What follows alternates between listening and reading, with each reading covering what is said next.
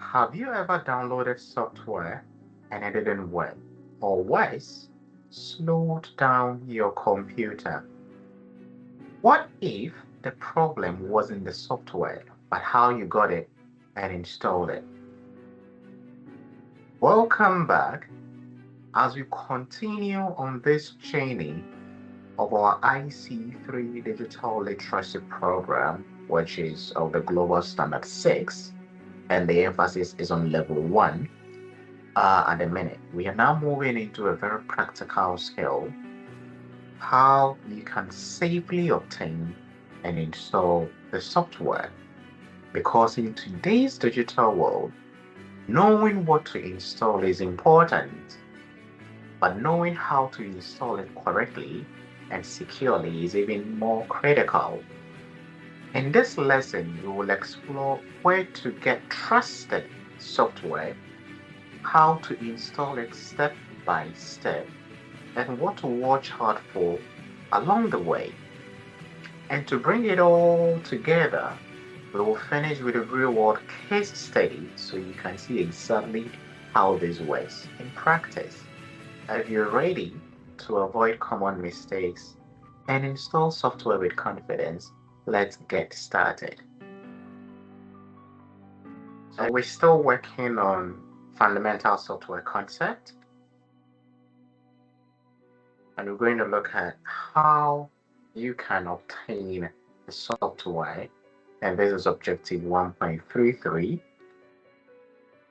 And I quite remember, I think in around 2007 when I had my first laptop and trying to learn about installation, formatting of computers, and we go get the software on a CD, we burn it on it, then we start using it. So it's been an exciting journey anyway. So in the past, software was bought in a store on CDs, DVDs, or even floppy disks with instructions for installation. And things have changed drastically. So today you can get software in many ways: buying a physical copy, purchasing and downloading online, subscribing to a software service, or downloading apps from an app store, which we usually do on our phones. So when you get software, you're buying a license to use it, sometimes on one device or multiple devices. So many software purchases now include updates and are often referred to as subscriptions instead of one-time purchases. So just bear that in mind. You need to know this for the level 1. Then how do we install it? So after you've decided on the type of program you want to install on your system, you install on your computer's hard drive, which is your local disk C. So once it's installed, the software can be uninstalled, modified, repaired, or reinstalled as needed. And you usually do this by going to the control panel, and we will explore that as we advance to level 2 and move on to level 3. So most software licenses allows you to make a backup copy of the installation media to keep the original safe. So when downloading software online, save it to a safe location and scan for viruses before installing, especially if it's not from the official vendor. So you can do a Google, you want to install, let's say, Office 365, and you don't go to the official website, which is Microsoft, office.com to, purchase and download and get it from an external website. Then it's important that you scan for viruses before installing it on your system. So whenever you start an installation, you get maybe a feature like this: computing space requirement.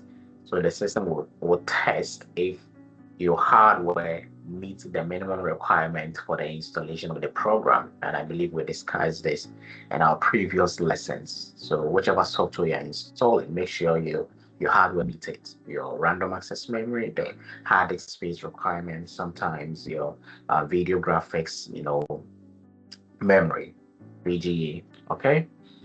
Then installing an app. So if you want to install an app on your system, you go to the device's app store, which we all know how to.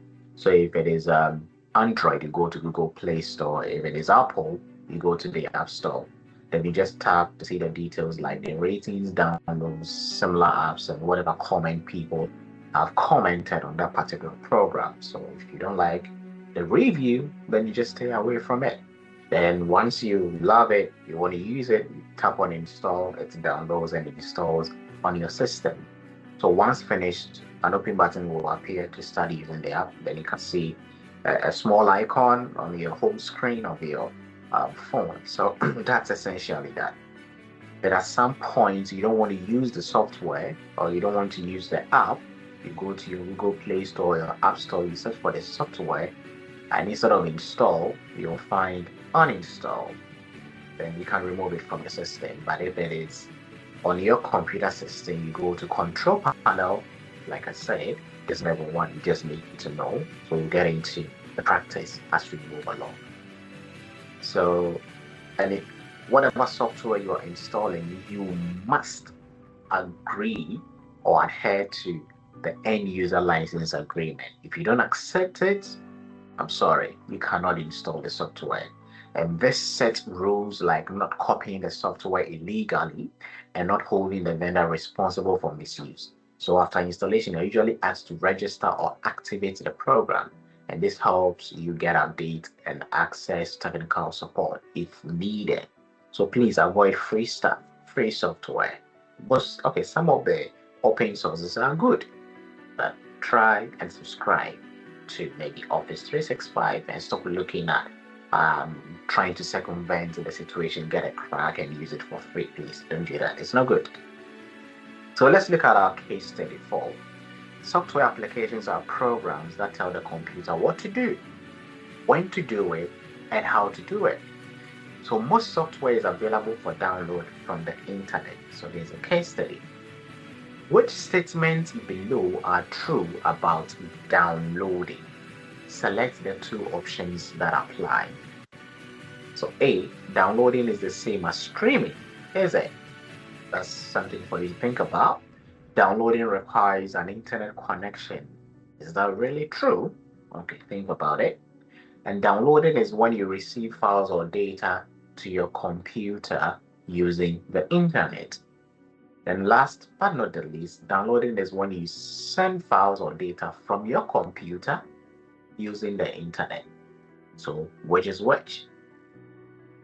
And we need to select 2 options that apply. And I don't think downloading is the same as streaming. No, it's not. Because if you're watching videos on YouTube, you are streaming. You are streaming live matches, UEFA, Champions League. That is streaming because it's not downloaded onto your system. But if you want to download, you require an internet connection, and it's same with what? Streaming. So that is our first option. And downloading is when you receive files or data to your computer using the internet. Yes. So once you hit download, it's from the internet, from the cloud, boom, onto your system. So usually the default location for your downloads will be your downloads folder. So you need to know this. So that is the best 2 options that apply. So that's pretty much it. If you want to learn more about the IC3 GS6, go to certiport.com/IC3. If you want to learn more about what I do, you go to fittsgh.net. So I am just reminding you, if you have not subscribed, do a brother a favor. Subscribe, follow, share with a friend.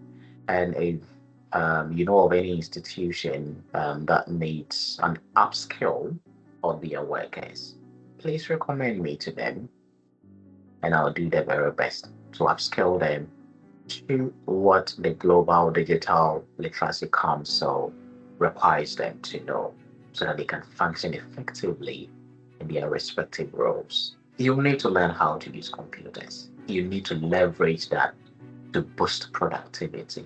It's not difficult.